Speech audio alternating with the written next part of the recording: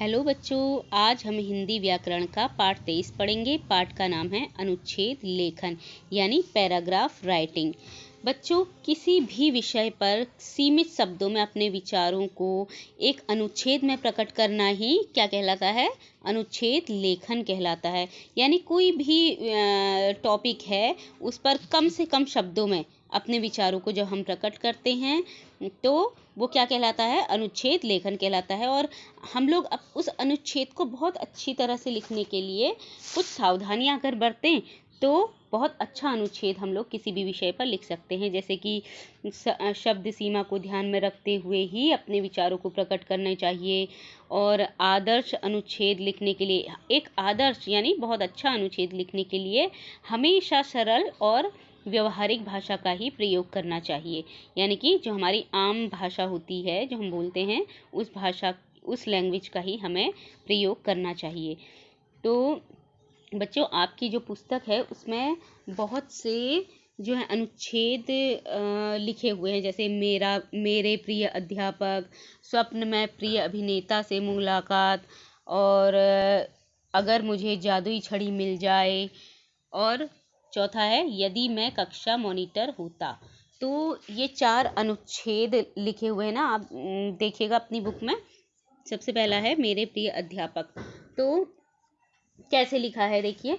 सबसे पहले संकेत बिंदु दिए हुए हैं, सब अपना परिचय दिया है, स्वभाव की जानकारी कि कैसे हैं वो, फिर उनके पढ़ाने का ढंग कैसा है, और उसके बाद प्रिय लगने के कारण, यानी कि वो आपको क्यों अच्छे लगते हैं। ठीक है, तो सबसे पहले मेरा नाम डैश डैश है ना, यानी कि मेरा नाम, आप लोग अपना नाम लिख सकते हैं कुछ भी।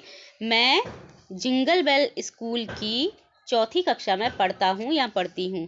ठीक है, मेरे विद्यालय के सभी शिक्षक शिक्षिकाएं बहुत विद्वान और सरल स्वभाव के हैं। सभी अपने अपने विषय के ज्ञाता हैं। विद्यार्थियों से सभी बहुत प्रेम करते हैं, परंतु फिर भी मेरे हिंदी अध्यापक, जो भी उनका नाम है, मुझे सबसे अधिक प्रिय हैं। जो भी आपको मतलब आपके हिंदी के जो भी टीचर्स हैं, आपके सेक्शंस होते हैं ना, ABCD, तो वो मुझे बहुत अधिक प्रिय हैं। वे मृदुभाषी हैं। मृदुभाषी मतलब मीठा बोलने वाले, और उनका स्वभाव बहुत सरल है। अपने विषय पर उनकी कड़ी पकड़ देखते ही बनती है। क्या गद्य क्या पद्य, उनको पूरी पुस्तक याद है। कविताएं तो वे बिना पुस्तक के बिल्कुल लीन होकर पढ़ते हैं। उनका स्वर भी बहुत मधुर है। जिस समय वे दोहे गाकर पाठ करते हैं, हम सब उनकी मधुर आवाज़ में ही खो जाते हैं। वे अधिक ग्रहकारी भी नहीं देते हैं, बल्कि सारा काम कक्षा में ही करवाते हैं। वे किसी बच्चे को उदास नहीं देख पाते।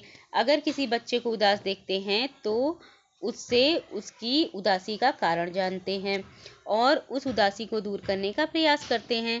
वे कभी किसी विद्यार्थी को दंड नहीं देते। सभी बच्चे उनका बहुत सम्मान करते हैं। वे अपने अनूठे स्वभाव के कारण ही मुझे बहुत प्रिय हैं।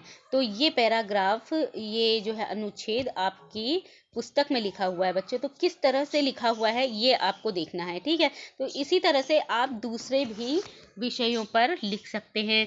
जैसे मैंने आपको लिखा है होली पर। ठीक है, होली पर, दिवाली पर छोटा सा अनुच्छेद लिख सकते हैं। किसी त्योहार पर लिख सकते हैं, किसी अपनी मनपसंद चीज़ पर लिख सकते हैं, अपनी मम्मी पर माता पिता पर लिख सकते हैं। किसी भी चीज़ पर आप लोग छोटा सा अनुच्छेद लिख सकते हैं जिसमें कि कुछ मुख्य बातें होंगी। तो बच्चों, इसी के साथ हमारा पाठ 23 अनुच्छेद लेखन यहीं पर समाप्त होता है। तब तक के लिए गुड बाय। मिलते हैं अगले पाठ में। ओके।